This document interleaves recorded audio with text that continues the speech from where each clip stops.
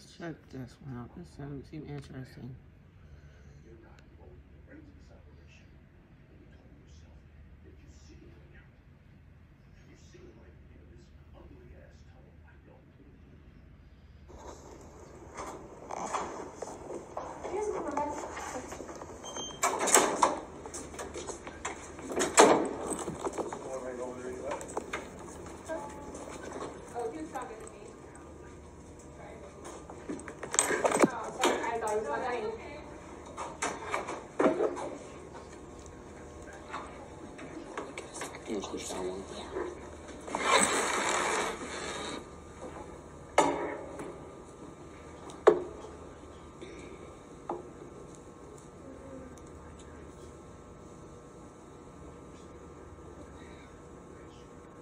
I'm guessing you guys are coming here to discuss Mila? Yes, we are. Okay.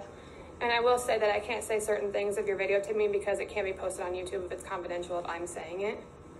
So I can't provide you a lot of answers for certain questions if it's going to be posted online. Like about Mila? Yes. Well, about the case in general, because if it's coming from me, Well, I can't release confidential information if it's going to be used online. how about I ask some questions first? Okay. And then we'll turn it off. That's fine. So, is there a reason we cannot get Mila? Because of the previous case in which you guys did not cooperate with law enforcement when they requested to interview you. So they requested a 8-hour. They told me I had to do an 8-hour lie detector test, An 8-hour which lie I said I detector was test. fine with, but Okay. I wanted the mother to first. I wanted them to have something against me Okay. before I did this, before they did. And we And I was said told we it were was going to contact a closed. lawyer, and we did contact a lawyer. Okay. And we were told them that if they have any further questions, they can try and contact us through our lawyer, or they can send us a court paper. Okay. And we were never contacted by CPS. We were contacted by Cary Police Department, who we have problems with. And the reason you were contacted by Cary Police Department instead of CPS is because of the extent of those injuries, it was a criminal investigation. As you can see, you can look this video up and finish watching this video.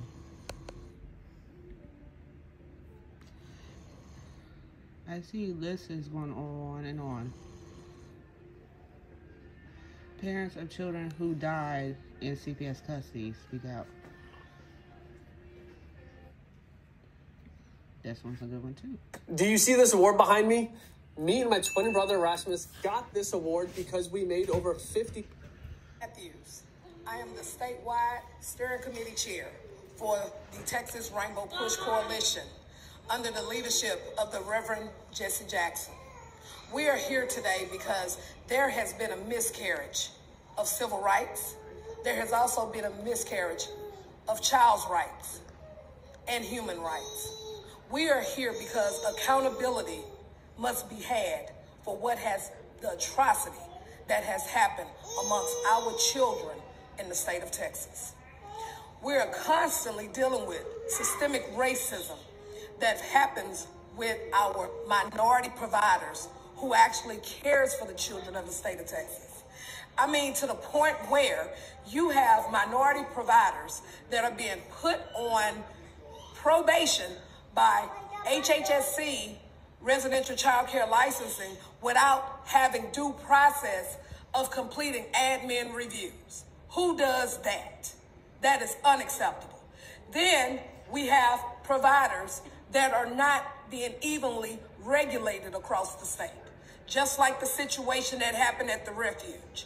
Now, if you had a minority provider that you're overly regulating, like you do in Harris County, where we're from, then you turn around and you miss the mark where children were actually being trafficked or an actual P1 investigation and no one shows up. But if that was to happen to a minority provider that looks like me, then you would have the whole guard there. The facility would have been closed and all of the children would have been removed and everyone would have been indicted. Where is the accountability? If you want to watch the rest of this video, type in this and we'll pull it up. or you can type this. It'll pull up. I see videos going on and on. Idaho, Texas.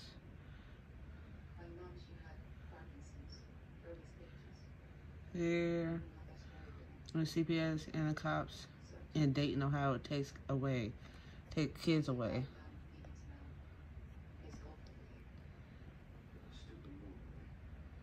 As you see, more and more videos has been posted showing that it's basically for federal funding.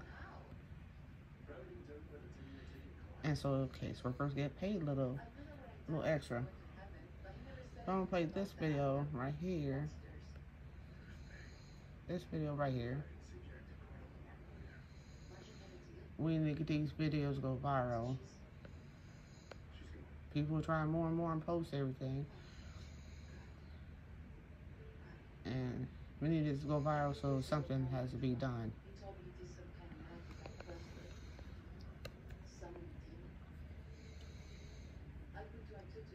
Here's the name of the video I'm watching.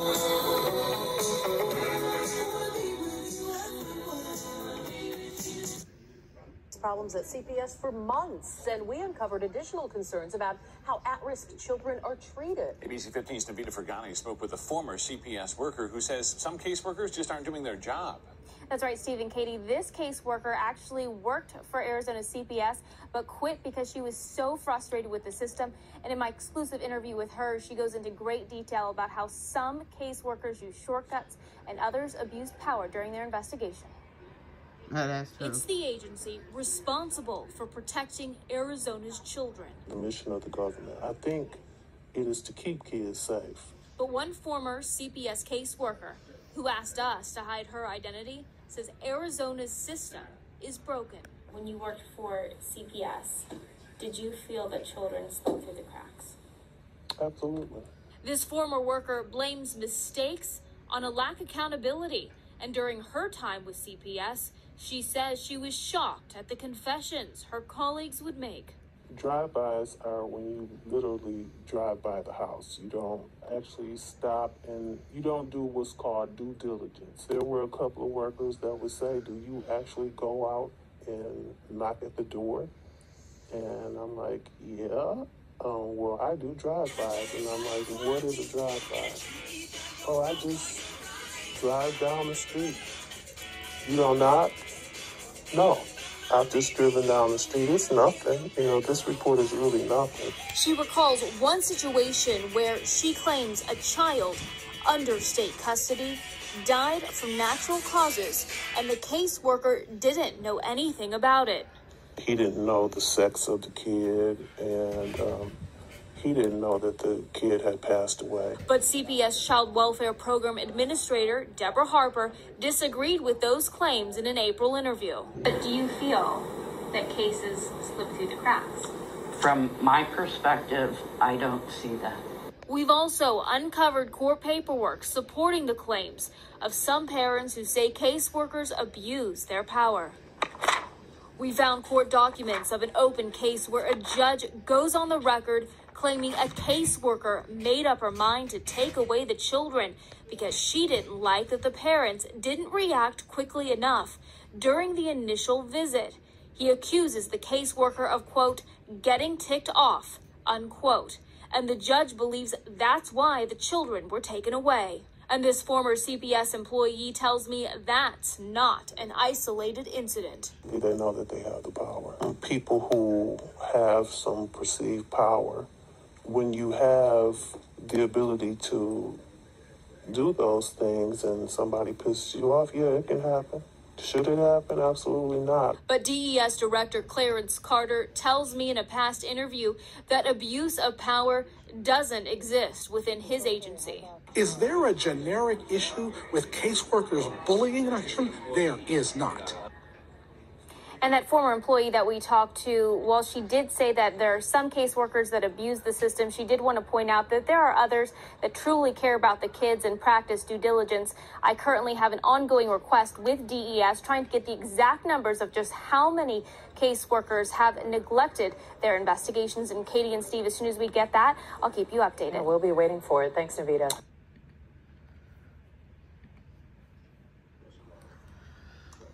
Hello, my name is Brian Mayer. I'm an attorney practicing law in Southern California. And today I'm going to talk to you about what to do when CPS comes to your door. Now, Child Protective Services, CPS, is called by many different names depending on what county.